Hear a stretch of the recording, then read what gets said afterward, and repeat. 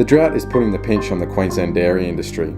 After record floods in 2011, again in 2013, tropical cyclones and a depressed farm gate milk price, the current drought has hit farmers when they are already at a low point.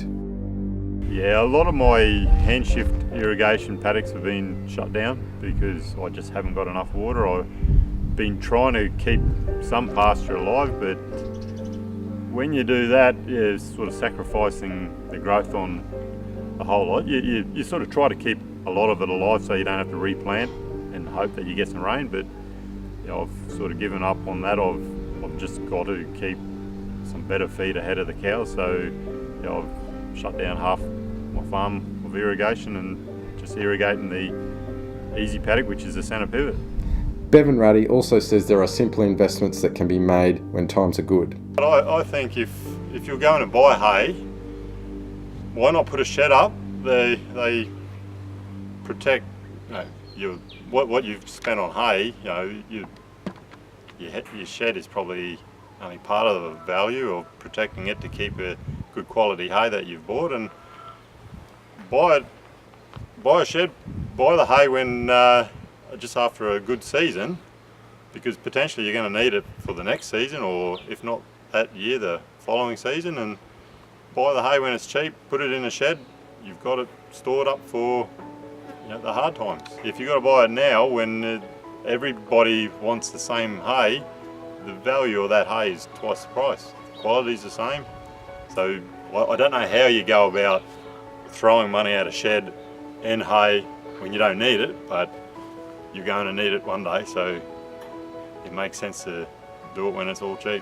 He also uses beef breeds to allow him to destock quickly if necessary. I run a lot of, I run a Charolais bull over all my dairy cows that I don't want to breed from. So I end up with a fair few Charolais heifers and steers that I grow through to a couple of year old and sell them direct to a meatworks. And it's easier to cull beef cattle, sell them earlier, and feed the dairy cows extra so that the dairy cows are always on a good diet, always got plenty of feed ahead of them. Neil Lane from Dairy Australia says taking stock of the conditions and doing feed budgets is crucial. No, I don't think it's ever too late to start planning and to start, you know, looking forward. Ideally, we should always have if your area is prone to drought, we should always have a drought policy or strategy in place, but it's never too late.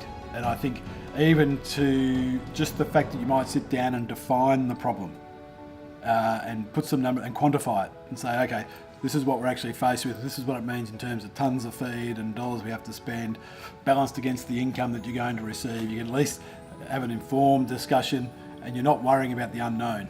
I think we should always have a strategy or a plan in place for the next 12 months based on good, average and tough conditions. And then as you move, you might make your own call on whether you think you're heading into one of those. You know what you're up for, or put you in the ballpark of what you're up for.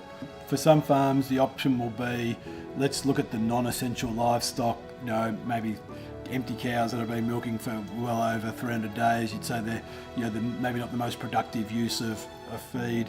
When things get really tough, you might look at excess heifers that you might have been looking to expand with or whatever. And these are tough decisions, but I always think about what do I need to do to preserve the asset that gives me a chance to move forward once conditions improve.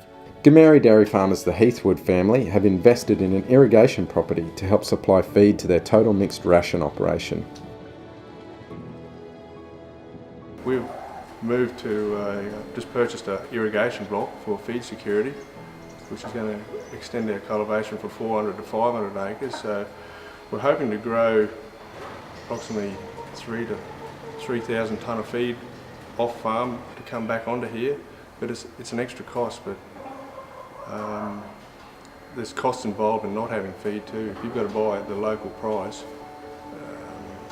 we believe we can grow it cheaper and value add it through the dairy. And the new block's another 100 acres of cultivation, which is all irrigatable, but it'll be set up with a centre pivot and hard hose. So even though it's 30 kilometres away, hopefully when the pivot's up and working, it's going to be a lot automated, so it can run itself with maybe going out 2 or 3 times a week to check how the farm's running. Katrina Heathwood also adds that during the drought it is important to discuss things as a business and as a family.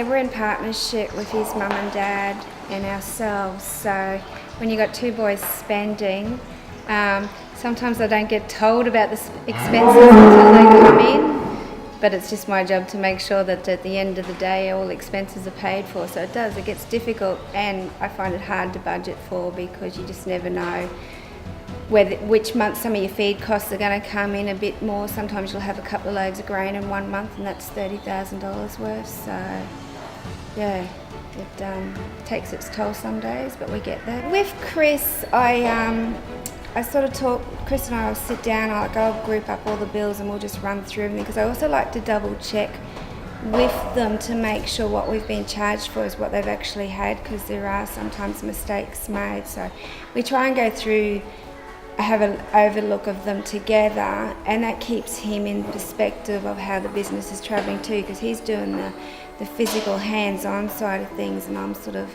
controlling the money side of things, so it's good for him to be able to see what the month's bills are worth, things like that.